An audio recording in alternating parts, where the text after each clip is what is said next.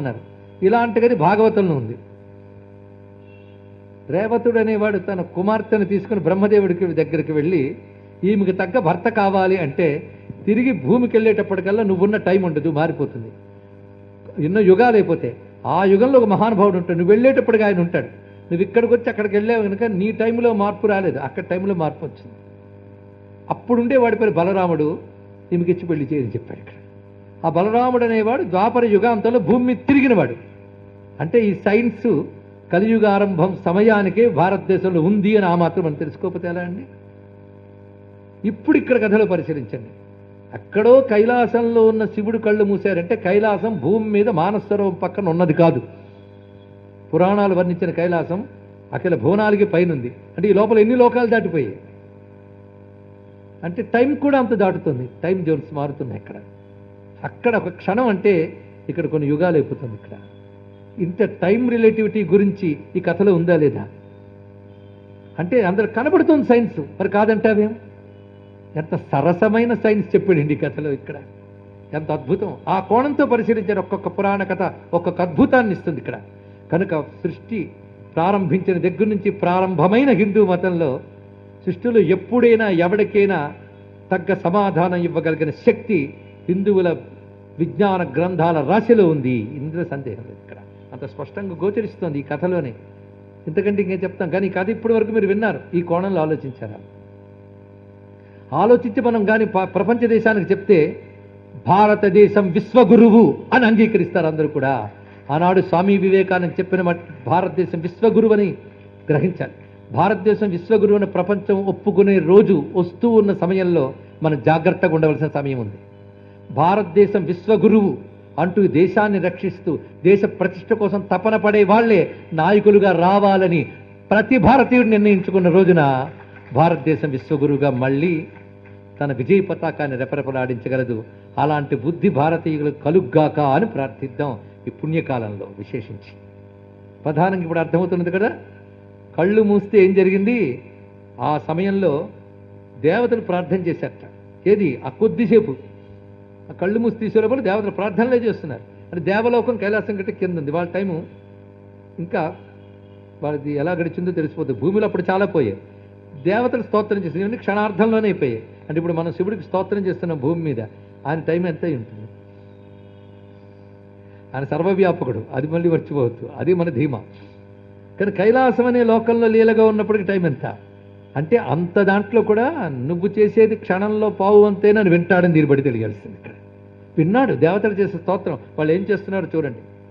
నమః సర్వజగత్కర్త్రే శివాయ పరమాత్మనే మాయయా శక్తి రూపేణ పృథగ్భావం పేయుషే అవినాభావినీ శక్తి ఆద్యైకా శివరూపిణి లీలయా జగదుత్పత్తి రక్షా సంహృతికారిణి అర్ధాంగీసా తవ దేవ శివశక్త్యాత్మకం వపుః ఏక ఏవ మహాదేవో నపరం తద్వినా విభో లీలయా తవ లోకోయం అకాలే ప్రళయం గత. ఇందులో శ్లోకం పదాలు వింటూ ఉంటే తవ దేవా శివశక్త్యాత్మకం వపుః. అసలు అమ్మవారుని ఎవరో వచ్చి నీ కళ్ళు మూయడం ఏమిటయ్యా? ఆవిడ నీకు వేరు కాదు కదా, నీ శరీరమే శివశక్త్యాత్మకం. ఉన్నది నువ్వు తప్ప మరొకటి లేనప్పుడు ఆవిడెక్కడి నుంచి వచ్చింది? ఉన్నది నువ్వే. ఆవిడ నీ నుంచి వేరు కాని నీ యొక్క శక్తి. నువ్వు లీలగా అనుకోగానే ఆవిడ వేరుగా బయటకు వచ్చింది. వేరుగా బయటికి వచ్చినా ఆవిడ నీ యొక్క శక్తే గనక నీకు వేరు కాదు. ఆ లీలలో భాగంగానే కళ్ళు మూసిందయ్యా అన్నారు. అంటే మీ మాయా లీల ఏంటో మాకు తెలిసిపోయింది.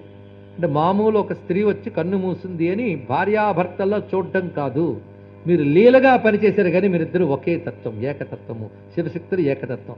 దీన్ని బట్టి తత్వం తెలిసిన స్తోత్రం భగవంతుడిని మెప్పిస్తుంది. ఇది రహస్యం అండి. ఇక్కడ వీళ్ళ స్తోత్రంలో స్వామి తట్టుకోలేకపోతున్నాం, కళ్ళు మూసేసావు, ప్రమాదంలో పడ్డాం, కళ్ళు తెరిచే అనకుండా తత్వాన్ని చూపించారు ఇక్కడ. కనుక తత్వాన్ని తెలిసి చేసిన స్తోత్రానికి భగవంతుడు మెచ్చుకుంటాడని దీన్ని బట్టి తెలిసింది కదా. ఎప్పుడైతే వీళ్ళు స్తోత్రం చేశారో వెంటనే విసృజాక్షిణి గౌరీ అన్నాడు. విసృజ అక్షిణి గౌరీ, గౌరీ నా కళ్ళ మీద చేతి అన్నాడు. అనగానే వెంటనే విససర్జత సాదేవి విధానం హరచక్షుషాం. వెంటనే కళ్ళు తీసేసి ఏమైంది స్వామి అని నీకు తెలియదు లోకాలని చీకట్లు ఎక్కిపోయాయి. ఎందుకంటే నేను చూడకపోతే లోకాలు ఎలా వెళ్తాయి? నాది విరాట్ శరీరం. విరాట్ శరీరంలో సూర్యచంద్రుడు నా నేత్రాలు. ఆ రెండిటి గమనం మీదే కాలం ఆధారపడింది. ఆ రెండు మూసేస్తే కాలం స్తంభీభూతమైపోయింది. ఇది పరిస్థితి అన్నాడు. మళ్ళీ జగత్తు మళ్ళీ యథాతథంగా కళ్ళు తెరవగానే మొదలైంది. మధ్యలో ఏమి మిస్ అయ్యారనేది ఎవరికి తెలుసు? మొత్తం మీద ఒక గతి ఏర్పరిచాం నువ్వు నేను కలిసి. ఆ గతికి అవరోధం నువ్వే కల్పించు. నీ ద్వారానే ఇవన్నీ చేస్తానని తెలుసా? నువ్వంటే ఎవరు? మాయ. మాయని నీ ద్వారా దేశం కాలం వస్తు అనే పరిమితి ఏర్పడుతుంది. ఆ పరిమితిని ఏర్పరిచేదే మాయ. అపరిమితమైన తత్వానికి పరిమితి ఏర్పరిచేదే మాయా. కొలతని ఏర్పరుస్తుంది. కొలత అంటే పరిమితి. ఆ కొలతలోనే కొట్టుకు చస్తూ ఫలానప్పుడు పుట్టాను, ఫలానప్పుడు చచ్చాను, ఇంతున్నాను అంతున్నాను అనుకోవడం మాయ. కనుక మాయే కొలతలు ఏర్పరుస్తుంది. ఇప్పుడు మాయే కళ్ళు మూసింది. ఇప్పుడు కానీ నువ్వు ఏర్పరిచిన రూల్ నువ్వు పాటించాలి, నేను ఏర్పరిచిన రూల్ నేను పాటించాలి. ఇది ఫస్ట్ తెలుసుకోవాల్సింది. చూడండి, అంటే కాన్స్టిట్యూషన్ నేను ఏర్పాటు చేసిన ప్రపంచం నడిపేటప్పుడు నేను కాన్స్టిట్యూషన్ ఫాలో అవ్వాలి. ఇది ఇక్కడ. కానీ విశ్వం ఎలా నడవాలనే ఒక రూల్ ఏర్పరిచిన వాళ్ళు నువ్వే నేను. సూర్యుడు ఎప్పుడు ఉదయించాలి, అస్తమించాలి, గ్రహాలు ఎలా వెళ్ళాలి, అవి ఇష్టానుసారం పిచ్చి తిరుగుళ్ళు తిరగట్లేదు. ఆకాశంలో అంతరిక్షంలో నక్షత్రాలు గ్రహాలు పద్ధతిగా తిరుగుతున్నాయి. గుర్తుపెట్టుకోండి, దెర్ ఇస్ ఎ సిస్టమ్. అందుకే it is not an accidental, it is a planned. Knowledge is behind that. ఈ నడుస్తున్న ప్రపంచం గతి వెనక ఒక జ్ఞానం ఉంది, ఒక ఎరుక ఉన్నది, ఒక పద్ధతి ఉన్నది. దీన్ని బట్టి ఎంత పద్ధతిగా తిరుగుతున్నాయంటే పద్ధతి ఏర్పరిచిన వాడున్నాడు అని తెలియాలి కదా, వాడిని భగవంతుడు అంటారు ఇక్కడ.